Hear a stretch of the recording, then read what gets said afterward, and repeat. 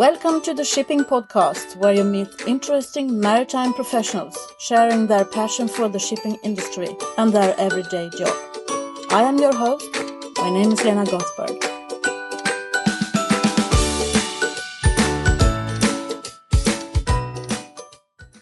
In this episode of the Shipping Podcast, we will be talking about tourism and how people on an island is depending on shipping for its infrastructure. You will be listening to Erling Evensen, newly retired from Destination Gotland, where he has been for the last 18 years, working with marketing, information and sales. For those of you who doesn't know where the island of Gotland is situated, I can tell you that this is the largest island in the Baltic Sea, situated roughly 100 kilometers off the coast of southern mainland Sweden. Distance from north to south is about 170 kilometers, and at its widest point, the island is approximately 50 kilometers. 57,300 people live here year-round on the island, a number that changes dramatically during the summer, as Gotland is one of Sweden's most popular summer destinations. Beautiful beaches, rich history, and a welcoming climate. Gotland is usually one of the sunniest places in Sweden, contribute to the island's popularity. Visby, with 24,000 inhabitants, was one of the biggest and most important trading towns of the Baltic region in medieval times, and that is where once a year all Swedish politicians gather, together with lobbyists and citizens, in a world-famous blending pot to discuss politics for a week. I met with Erling in Visby during this Almedalen week on June the 30th, and apparently I was having a cold also at that time, like I have now. But I hope you can bear with me and my somewhat weak voice in this episode of the Shipping Podcast. Erling Evensen, welcome to the show. Who are you? Who am I? That's a good question. My life is turning at the moment, and I'm ending my career in shipping, and I'm going to sail away for a while. So I'm 62, and I had to make this decision together with my family and my wife, of course, to do something while it's possible, and it still is very possible. We got the boat, so we'll take off. In 2 weeks, actually.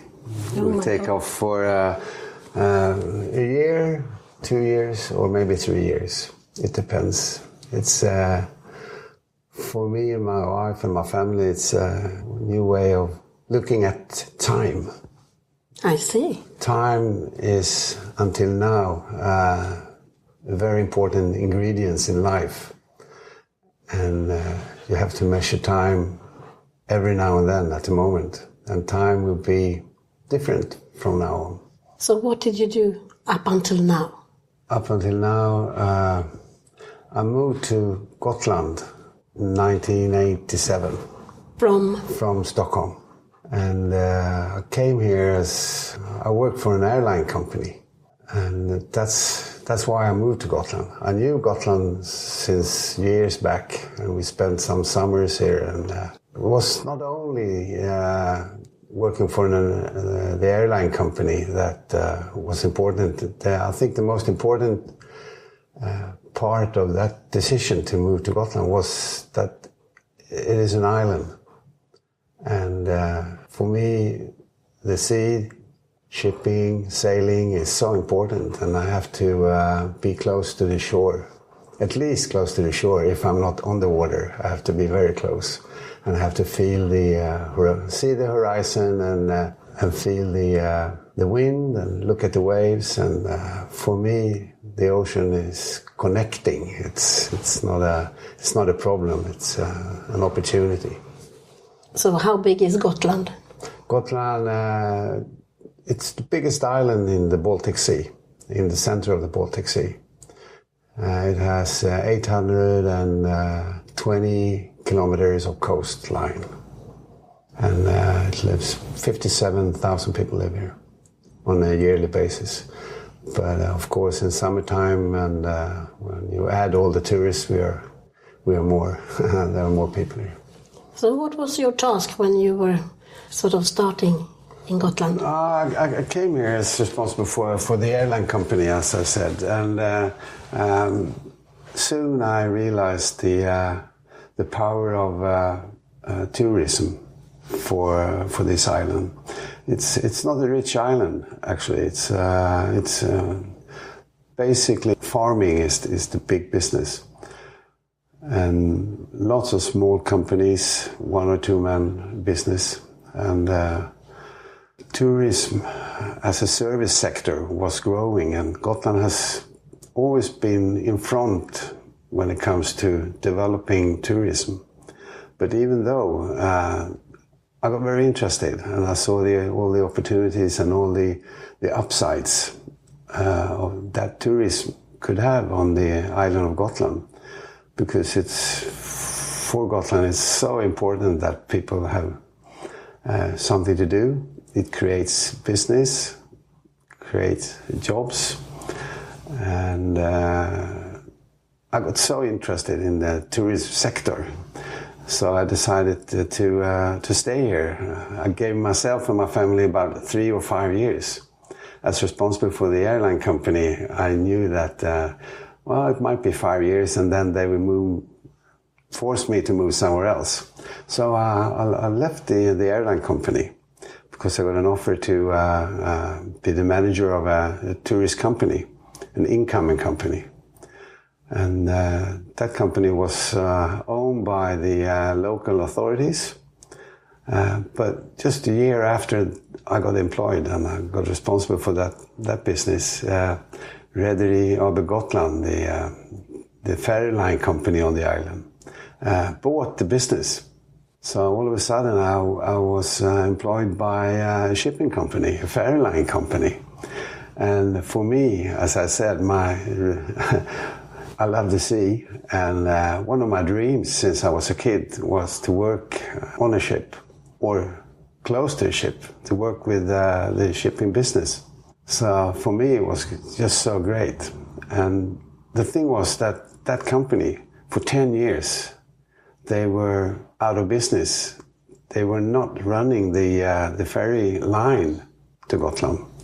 Gotlandsbolaget, or Rederi AB Gotland as it is called, started in 1867 and has run the traffic all the time until 1988, when the government gave the responsibility to run the traffic to another company.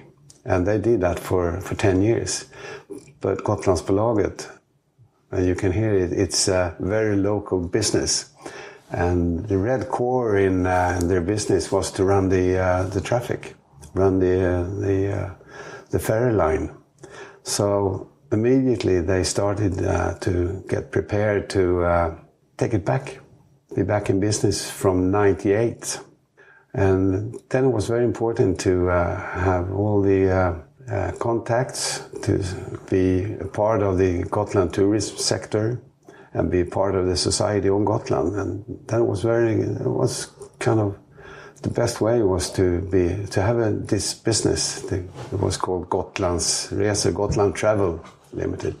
And when it was time to work, and there was the time to make a new decision for the government, who is to run the traffic from 98 and forward for another 10, at that time 6 years, I think it was. I got the opportunity to be a part of the team. And they asked me, what are we going to do then to be attractive? And what can we do to develop the island? What do people expect from the ferry line company when it comes to develop Gotland and the tourist sector? The tourist sector is just one part of Gotland. The ferry line, or the company that runs the traffic, is part of every citizen on the island. You are under the skin of every citizen on the island, because 85% almost of all the people that travel to or from Gotland, they go by ferry. The rest by air. So it's so important. If you're going to live here, you have to make a decision. Is it worth living here? How can I keep up with my relatives, with my friends on the mainland? How can I run my business? How can I keep up all the contacts? Then the ferry line is essential. It's more important than anything. So when we were running for the contract, we started off saying, what can we do for the destination of Gotland? Whatever we do, we have to know that it's good for the destination of Gotland. And this got so relevant. So the name of the company turned out to Destination Gotland. And at that time, and we won the contract, we started off and we got associated with the other tourist companies on the island. And we got into new, very interesting ways of cooperations. It was really new. And they all said, well, working for the destination of Gotland, of course, this is good. We have to cooperate, not compete when it comes to promoting Gotland. We should compete, and we have to compete on the island. We have to be good at whatever we do, and we should compete. But when it comes to Gotland as a destination, we have to cooperate. And this, I think it was successful. And today, everyone said, you can't call the ferry line Destination Gotland. It has to, you have to call it line or traffic or whatever. But in the end, people say, well, that was a good idea. Because if you don't decide to travel to or from Gotland, then the decision is if you like Gotland or not. It's not if you like the ferry line, if you like Gotland. You have to concentrate on promoting Gotland. And of course, the ferry line should be as good as it can be to keep up with the expectations from the customers. So we won the contract in '98. And at that time we had ferries, let's call them old-fashioned ferries, running at 18 knots. And it took you, you have to travel by night. And you came in to Visby in the early morning, about 5:30 in the morning. And you can just imagine when school kids that had visited mainland for the weekend, let's say they were in sports or competing or whatever, they came in the Monday morning and went directly to school. It was no good. That Monday was lost. So we said, well, we have to build a new way of traveling, and you should be back on Sunday nights, even though a bit late, but still you can sleep in your own bed until Monday morning. So in 2003, we changed the concept to fast ferries, and that still runs. And within a couple of years, the islanders showed us that this was the right decision, because all of a sudden we developed the traveling by islanders with 100%. So that was what you call the receipt of this investment. And it has been good. So how long does it take to travel to mainland now? About 3 hours, 3 hours, 15 minutes. And you can leave in the morning from Visby, Gotland, and you'll be in Stockholm at lunch, and you can spend the day and the afternoon and part of the evening, and you leave Stockholm or Nynäshamn, which is the port of Stockholm when it comes to this traffic, this service, at 9 o'clock in the evening, and you'll be here in about midnight. Yeah, that must have been a change. That's a big change, and for me, this has been a fantastic trip, personally, to be a part of, and just to be a member of the team that has made this change of traveling possible. And of course, for me, it was very interesting to be a part of develop the tourism industry. And today it's beside the farming, the agricultural business, the biggest sector. And it's growing, it's growing. This is where people can find a job.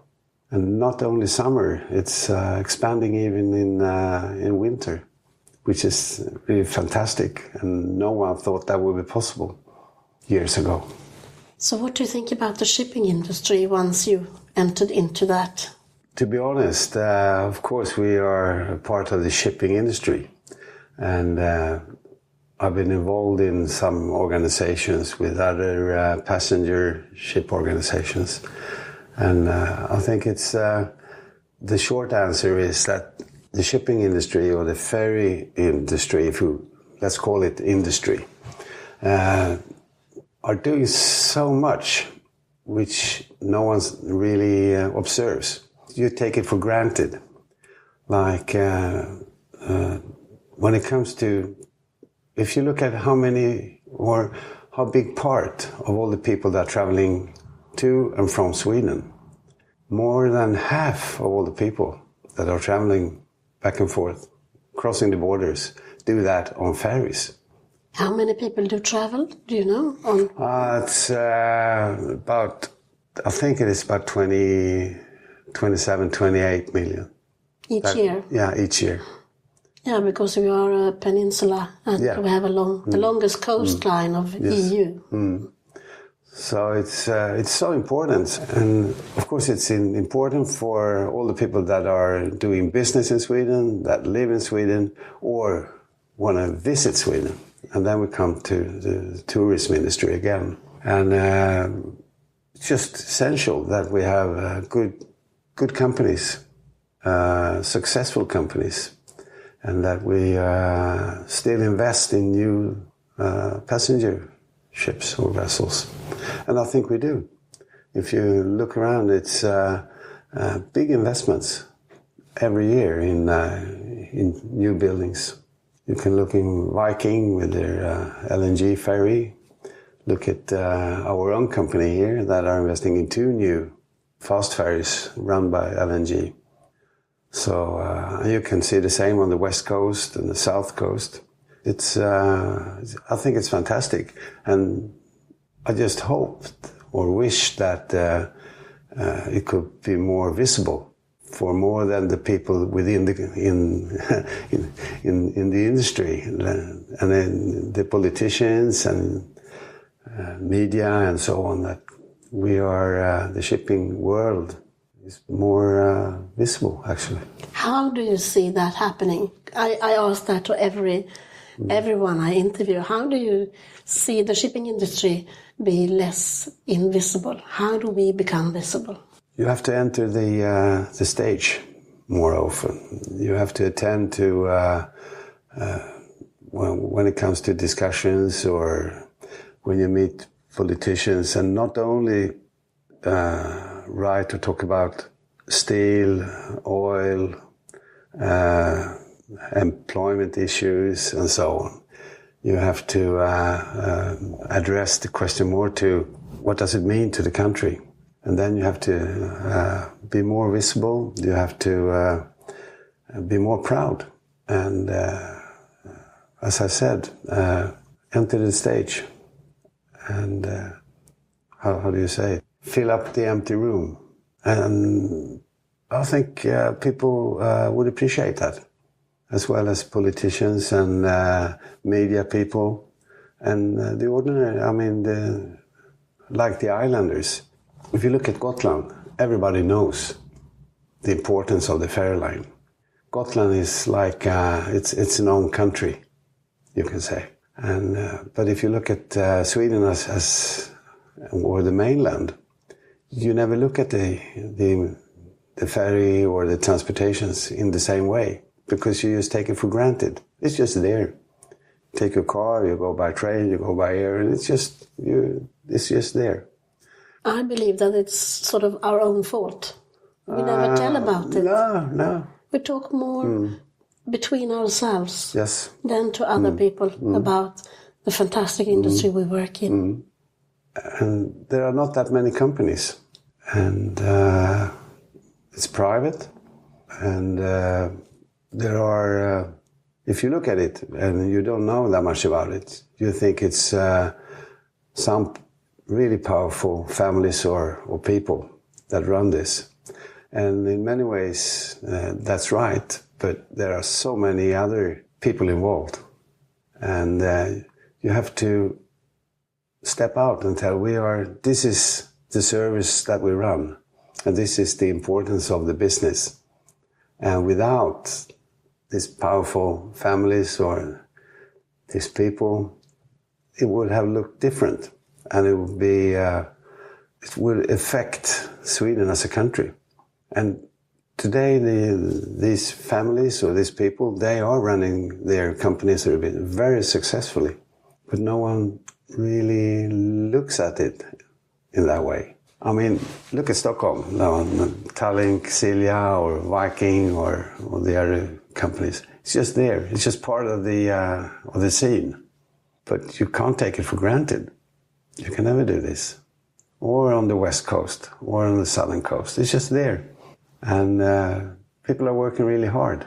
Yeah, but you can also see that if you live out of your boat, you might own 5 small tankers or whatever you do, and you live out of that. And like the small island of Donsö outside Gothenburg, you live out of your vessel and the people working on it. And so they are entrepreneurs. They are small-scale entrepreneurs. Compared to the big ones like you and like Stena and like the other ones. So there is a difference. And I believe that maybe you haven't realized the importance of telling your story, telling about what you do. Exactly. And I think it's a culture within this, as you say, Donsö or Stena. It's, you're very, how should you say, you never tell the story, really. Or you never enter the stage and tell people, this is Stena or this is Donsö. It's like you should be more working behind the scene, which I think it has been successful. Show what you do by presenting a good business. I mean, the ferries by itself tells everybody it's all the work that has been done. But I think you can easily take it one more step closer to the audience, if you call it the audience, the viewers or the customers, and tell them the story that is the history and what is important at the moment.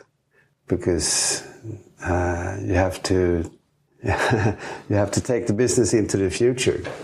And when you look at what is needed to enter the future, you have to be brave. And you have to take the pen and put an order on a new ship. It's so much money involved. And of course, you have to be convinced to take your pen and put your name on that order. When it comes to Swedish money, it's so much money. I think if you look at shipping and the people behind the shipping and the ones that are responsible for the investments, I really look at these people. They are fantastic, and not that many people outside the business realize this. Totally agree. And they should have some credit for that. Yes, and but I think the credit they get is to look at the results. They don't need the limelight. They don't need it. For them, it's to create the business, to run the business, to put this order, make it possible, make it real, and in many ways, this has been very successful. It's been a good trip for them. But still, I agree, and I know how you look at it. Make more people see this. And also, when I was a small child, my fellow small boys around me wanted to become master mariners. No one knows today what a master mariner is if you are 5 years old or 7 years old. Because you never see them. No. And that is the next step. Even if you don't need the cred as a ship owner, Maybe you would be a role model for the young people and for them to have someone to look up to, which is also important. Today, as in charge of a huge vessel or a passenger ship, you're in charge of a big business. I mean, you have lots of people employed, the crew. You are a very important key. And it's more than just being a mariner. I mean, you are running a business, actually. So the expectations today is so different, I guess, than it was years ago. But it's really an exciting and cool job. No one knows about. No, well, some people know. Yeah, they do. And I still think it's an attractive job. But that's the people that knows about it.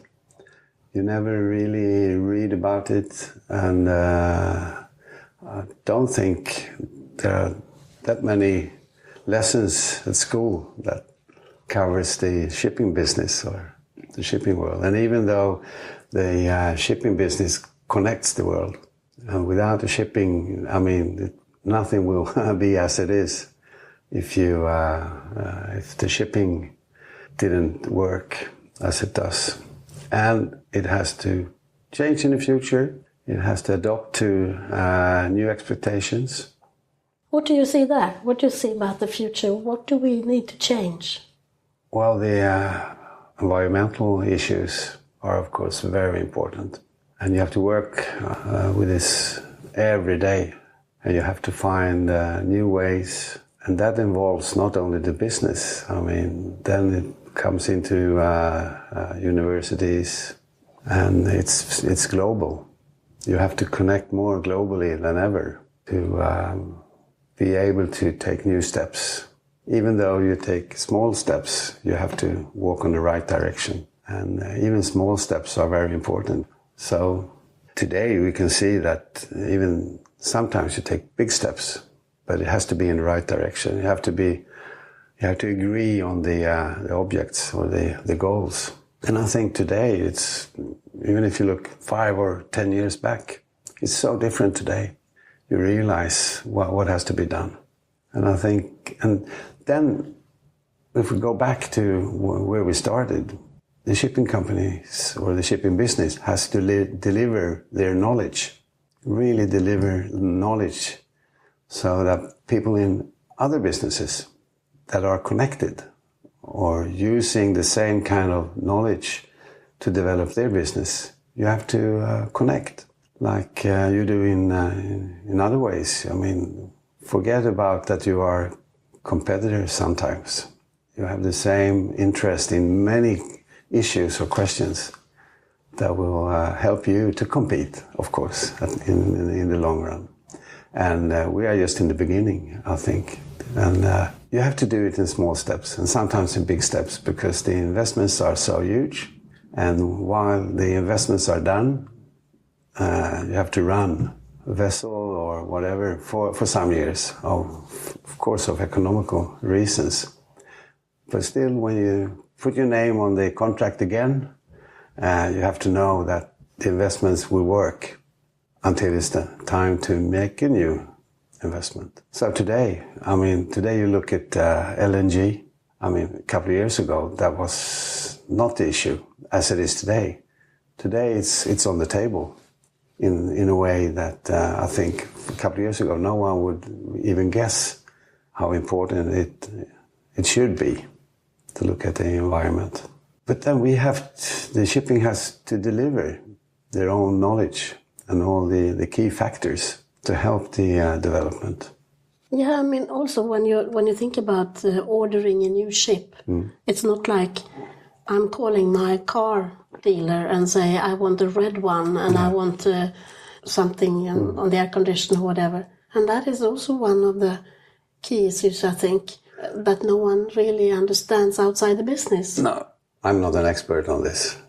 I'm not. I'm a viewer, and I'm just a part of it. But every vessel, every passenger ship is a one-off building. So you can't just order like a car or a bus or a lorry or a truck. It's so different. And even though when you sign the contract, it takes a couple of years until deliverance. And meanwhile, things happen, which I think is very, it's fantastic because it's growing and it's developing while building. I have learned from my college in the business, but which is fantastic. And it's so different from all other transport ways. Like if you want to buy an airplane, I mean, you decide if you're going to have this or this type, or this kind of, or this brand, or cars, trains or trucks. But when it comes to shipping, it's so different. In a good way and also in a bad way, because you get one of everything, and then you got the seaman who's going to run the ship, and then they change ship, and then it doesn't look the same at all. No, of course that costs money, and it's expensive to educate and get all the licenses and the certificates, of course. But I think it's at the moment that's the way it is. That's part of development, and I think the companies are very good at educating, and especially around the Baltic Sea. And I don't know how it is outside, but it's a high quality in education, and the crews and the staffs are fantastic, and it's attractive to work on a ferry line. I think it's getting more and more attractive and more visible. So we are doing progress in telling young people about shipping. Yeah, because if you are a young person who's interested in technique and things like that, and digital things on board, I mean, there are so many things on a ship that's interesting for an engineer, or if you see that side of it. But also I think, as you say, working for the ferry line, it's like new things happening there as well. When I show our ferries, I take on board people, and they have only seen the public parts of the boat or the ship. They know nothing else. And for them it's just, well, what's so strange? It runs twice, 3 times a day. What's so complicated? And if you take them on a tour on board, which is fantastic, and wherever you start and you go behind the scene, and you go down below, go down to the, look at the propellers, or the axle or the engines, and you tell them this is a complete society, an independent society, going back and forth. You have all the parts of the town. You have the hotel, you got restaurants, you make electricity, power. It's all there, and the people on board, they are or have to be good enough to run it, and they are. And when you end up this tour, they say, didn't have a clue. What a fantastic place. And of course, it's not the technique that is fantastic. They really get astonished by the crew that are running this, if you call it a complete society, that has all the ingredients that you have in a town. So I think this is a part that has to be more visible. And we know, or I know, I've noticed when I meet my colleagues that they are offered jobs all over. I mean, on land, in the nuclear industry or whatever, because they are well educated. They can, if you are on board, you have to take your own decisions. You have to, you must be able to solve problems. And this is, in my world, only one part of it. The other part is, if you live on board, you are colleagues, you are friends, you are the boss sometimes, but you are also maybe your best friend. And you have to deal with this. And it takes lots of respect. And I think if you are working on board and you can handle that situation, you are very attractive on any other work on land, because you can handle situations that you're not trained for, when you know that you can close the door and you can leave if you're on land. You can say, I'll stay home for a while. On board, you are more than colleagues, you are more than friends. It's something different. It's team building as it's extreme, I guess. I couldn't have put it better myself.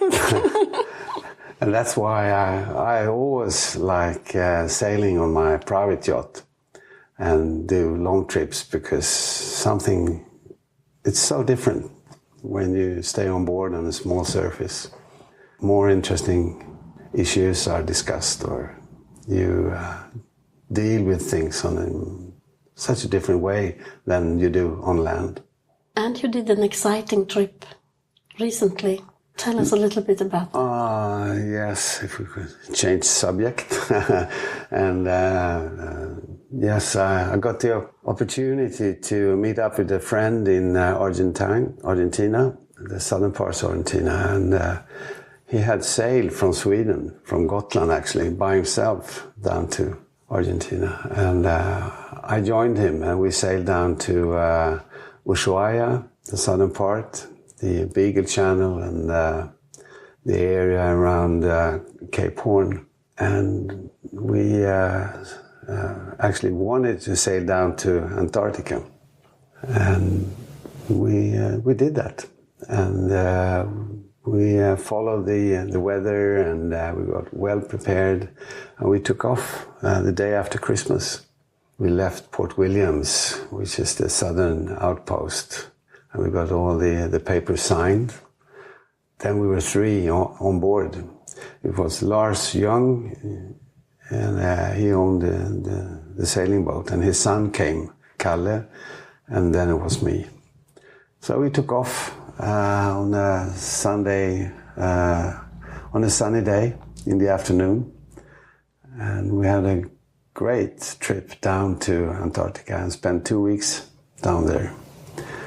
How long? There's so much to tell about this, of course, but the way I feel and the way I felt while I was there was that I was a guest in a different world, in another world, and in another time.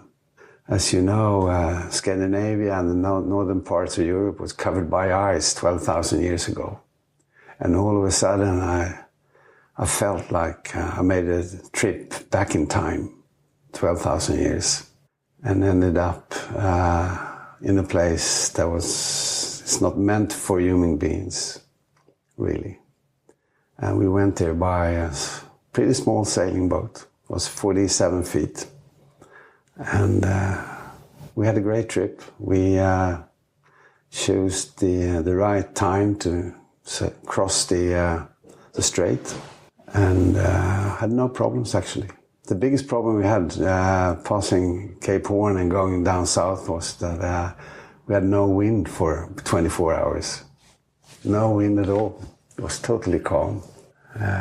But then the wind came, and we met the ice, and we found our way into the channels, and we were humble guests in as I found a very clean environment. And yes, we ended up with the animals, with the whales, and by ourselves mostly. We met one other private sailing yacht at one time, and we saw some cruising ships, and there are about 30,000 people going there on cruising ships yearly. So it's we were not totally by our own, but it's a big place. But there are restrictions, or? There are, in many ways, restrictions. I mean, there are international treaties how you should act and behave. And it's no problem to adopt to or accept the treaties, because you wouldn't dare to throw anything overboard, like papers or plastic or so. and it is very clean. But then you get it when you look at the cruising ship, because we saw some. You of course put yourself the question: how do they do with garbage and with waste and so on? But I didn't see anything that was wrong, actually. But of course, you can see the smoke coming out of the pipe. They're run by oil, of course. I enjoyed reading your blog during your trip there. How was that to be a blogger all of a sudden? I've never done this before. I didn't have a blog, but I decided to put up a blog. My son helped me. You have to take some advice and help, of course. And the problem was to deliver text, of course. But we had a satellite phone with us. We could write and send text, not pictures, but text every day. And I started to write, and it was fantastic because whatever we experienced, writing it down, it made me think it over once again. And kept on writing, and it was fantastic. And when I didn't really know how many readers or what happened to the text, my son put it on the blog, and when I came home, I got the information that I had 4,000 readers. And that was, of course, fantastic, because I put up the blog initially to just write for my family and for my close friends and my colleagues. That was, I thought, that would be it. But it's a good feeling that, of course, that more people enjoyed my trip. And if there were 4,000 reading it, it was probably quite good. And while being there, I actually felt a responsibility to share it. If you got the opportunity to do this, which not many people do, they don't get this opportunity to go there on a sailing yacht. It's easy to share it, actually. So I was happy. I was really fine. So will you continue now? You are going to leave for a world trip in a sailing? Yes, I have. Before I went to together with Lars down to Antarctica, I had decided together with my wife to go sailing for a couple of years. We met on a sailing yacht in the end of the 70s. So we said, let's do it again. So we talked about it for many years. And we even got a boat for about 8 years ago. We bought a boat. And you can say that the boat has been waiting for us, and now we have to please the boat. It has to leave the Baltic Sea. How big is the boat? It's about 50. It's a 50-footer, and it's made out of steel. It's a solid boat, really solid. And it has been on a world tour before. The family that we bought it from just ended a world tour for 3 years. That was in early 2000. So now we're taking off again with some friends. Some of my family will join at different parts. So mid-July we leave.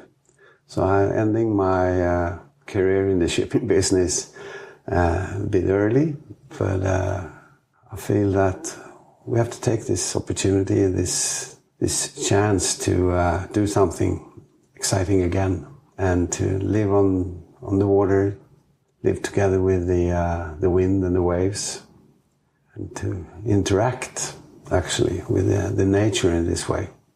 I think that's the most fantastic part of it, to be depending on the wind, the weather, and you are a humble guest again.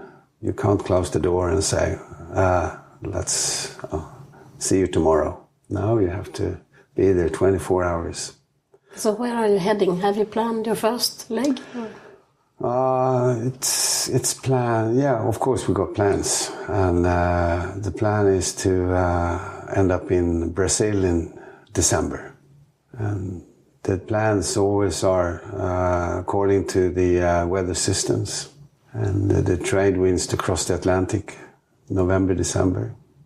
So that's why we start now, and the plans are to Norway, Scotland, see the northern parts of Scotland and Ireland and down to Portugal. And then you have to make new decisions, whether you go to Madeira or you go straight to the Canaries or then Cape Verde and then cross.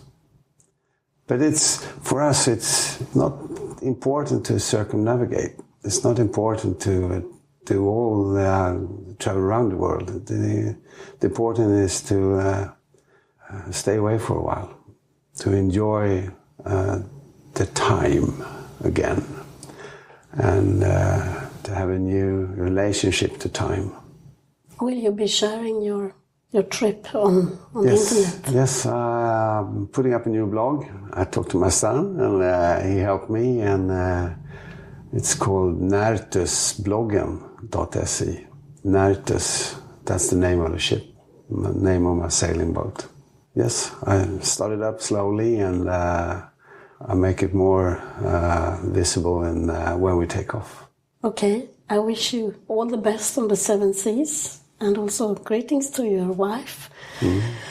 And thank you for giving me a bit of your time now when you are so busy. Thank you so much. Who do you think I should interview the next time? Who would you want to listen to? When it comes to shipping, and I think you should talk to Jari Virtanen on the Stena line, because he has done an interesting journey.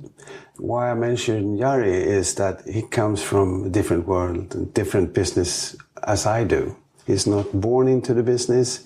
He came in with new eyes, open eyes, and he works more with the business, when shipping is, of course, the central question or the most essential thing. But when it comes to developing the business, I think he's interesting. And he's also in the association that I have been part of, that are all the ferry companies traveling or having service to Sweden. It's called the Passenger Committee, yes, the Passenger Committee. And in that committee you have Stena, Viking, Tallink Silja, Destination Gotland, and other companies as well. So it's an interesting committee because you cooperate.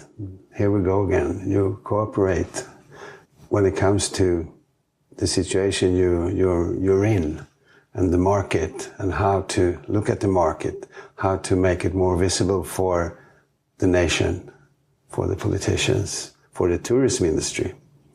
And when it comes to this association, on the ferries back and forth to Sweden, more than half of all the visitors to Sweden, they come by ferry. And of course, that's a big responsibility then to handle all the issues. And he's in charge of this association at the moment. Okay, I will do my very best. Thank you very much. Thank you. Most of the Scandinavian countries are peninsulas, and that is probably why the ro-ro and ferries are so popular here. If you want, you can compare the vessels to a bridge on water. Hence, they are infrastructure. I hope you enjoy the conversation between Per Erling and myself. He is currently in Casablanca on his around-the-world tour. If you are interested in following his adventures, you can find a link to his blog in the show notes. The blog is in Swedish, but there are photos. I would like to take this opportunity to say thank you to each and every one of you listening to the podcast. Also, thank you very much, all of you previously unknown people who send me emails, letters, contact me on LinkedIn, greet me with a smile and some encouraging words about this, my latest project, the Shipping Podcast. You give me energy to keep going. If you love the podcast, please go to iTunes and make a review. It's easy and it doesn't take too long, but it means the world to me. I have realized that the podcasts at the top list have like 2,000 reviews. So far, I have gathered 21. So please pull your bit and write a review. If you don't know how to make a review, please visit www.shippingpodcast.com, where I have put together some instructions for rookies. Until the next time, thank you very much and take care.